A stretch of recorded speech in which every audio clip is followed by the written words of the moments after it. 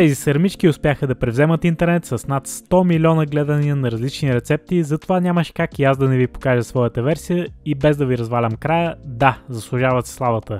Айде да готвим. Ще започна като накисна към 200 грама ориз в купа с вода за към половин час. Това позволява на ориза да абсорбира част от водата, като по този начин той ще се сготви по-бързо и няма да има нужда от това да готвя плънката на тигана предварително. През това време мога да си подготвя и лука, като за целта вземам няколко средно големи глави, на които трябва само да отрежа двата края, да обеля най-външният им слой и с помощта на нож да направя разрез до центъра на лука. Това ще спомогне да го разделя на слоеве по-лесно след като го попаря във вода. За целта в малка тенджерка с вода и щипка сол слагам подготвения лук и го оставям на котлона за 10-15 минути или докато умекне леко, но не чак толкова, че да стане кашкав. През това време мога да си подготвя и половин връзка магданоз, който просто трябва да нарежа наситно. Той прави плънката една идея по-ароматна и цветна. Типично за тези сърми е да се готвят в лек суров доматен сос, като аз съм опростил рецептата максимално. За да се приготвя соса, в каничка сипвам към 200 мл пасирани домати, 2-3 черпака от водата, в която се вари лука,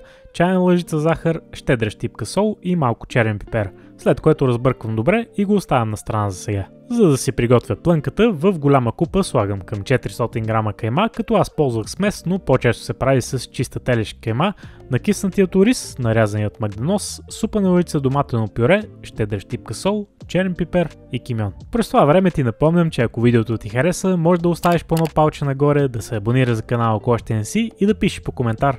Благодаря. Готовата смес трябва да изглежда по подобен начин. Сега ще трябва да разделя лука на отделните му слоеве, за да можем да го използваме за обвивка на нашите сърмички, като ви препоръчвам да направите това докато лука е все още топъл. Разбира се, не горещ, да си изгорите пръстите, но не го чакайте да изстине напълно, защото е по-трудно тогава. Много хора правят грешката да избират големи глави лук, за да имат по-дълги парчета, но това не е правилно поради две основни причини. По-големите глави лук обикновено са по-жилави, защото външните им слоеве стават по-влакнисти докато растат, а това от своя страна ще направи сърмичките неприятни за хапване. Втората причина е, че когато използвате по-дълги парчета, те се наслагват и така не покривате само плънката с единичен слой, а двоен или дори троен слой лук, което прави времето за готвене доста дълго, а пропорцията между плънка и обвивка неприятна. Аз дори ще разрежа някои от по-дългите парчета, които получих на две, за да може да са по-къси и по-еднакви. Самото пълнене на сърмичките става много лесно и приятно, само си вземате парче лук и с шепа слагате толкова плънка, че краищата на лука точно да се припокриват. По този начин няма да насуете лука и сърмичките ще запазят формата си по време на печене. Готовите сърми нареждам в тава, след което при тях сипвам лесния доматен сос, който приготвихме по-рано.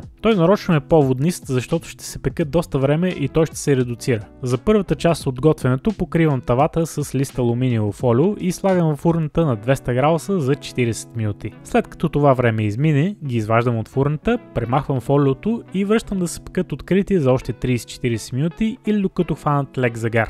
Готовите сърмички са сочни, крехки и неустоимо вкусни, а за разлика от лозовите или зелевите сърми, обвивката от печен лук също има изключително дълбок и приятен вкус. Редуцираният доматен сос също придава нужната киселинност на ястието и смятам, че всички продукти в тази рецепта се съчетават прекрасно. Надявам се скоро и вие да решите да пробвате тези страхотни сърмички. Това беше всичко от мен за днес. Чао и до скоро!